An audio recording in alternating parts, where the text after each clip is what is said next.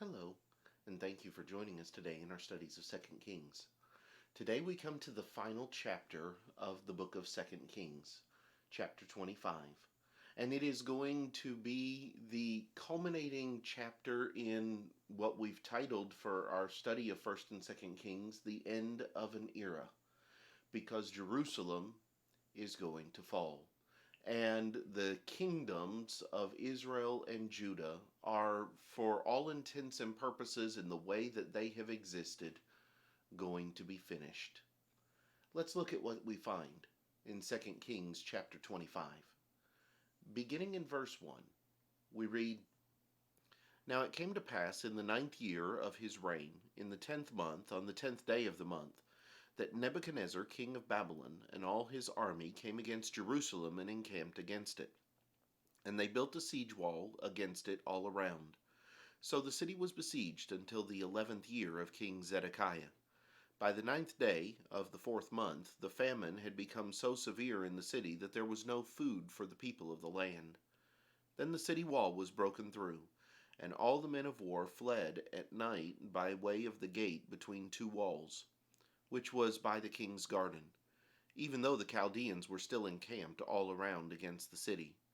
And the king went by way of the plain. But the army of the Chaldeans pursued the king, and they overtook him in the plains of Jericho. All his army was scattered from him. So they took the king, and brought him up to the king of Babylon at Riblah, and they pronounced judgment on him.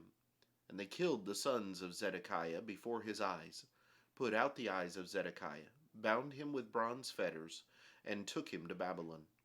And in the 5th month, on the 7th day of the month, which was the 19th year of King Nebuchadnezzar, king of Babylon, Nebuzaradan, the captain of the guard, a servant of the king of Babylon, came to Jerusalem. He burned the house of the Lord, and the king's house, all the houses of Jerusalem, that is, all the houses of the great, he burned with fire. And all the army of the Chaldeans who were with the captain of the guard broke down the walls of Jerusalem all around. Then Nebuzaradan, the captain of the guard, carried away captive the rest of the people who remained in the city, and the defectors who had deserted to the king of Babylon, and the rest of the multitude. But the captain of the guard left some of the poor of the land as vine dressers and farmers. The bronze pillars that were in the house of the Lord, and the carts and the bronze sea that were in the house of the Lord, the Chaldeans broke in pieces and carried their bronze to Babylon. They also took away the pots, the shovels, the trimmers, the spoons, and all the bronze utensils with which the priests ministered, the fire pans and all the basins. The things of solid gold and solid silver the captain of the guard took away. 2 pillars, one sea, and the carts which Solomon had made for the house of the Lord.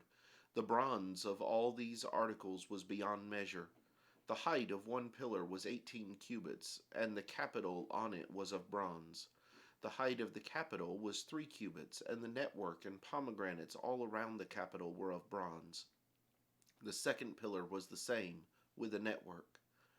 And the captain of the guard took Sariah the chief priest, Zephaniah the second priest, and the 3 doorkeepers. He also took out of the city an officer who had charge of the men of war, 5 men of the king's close associates who were found in the city, the chief recruiting officer of the army who mustered the people of the land, and 60 men of the people of the land who were found in the city.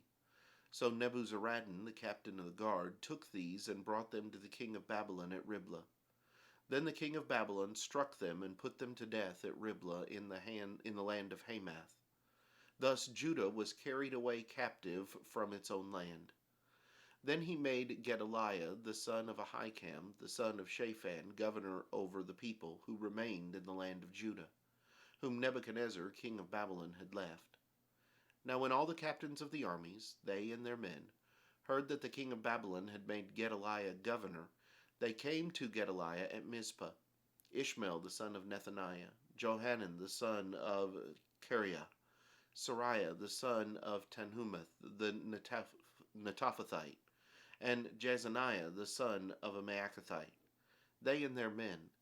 And Gedaliah took an oath before them and their men, and said to them, Do not be afraid of the servants of the Chaldeans. Dwell in the land, and serve the king of Babylon, and it shall be well with you.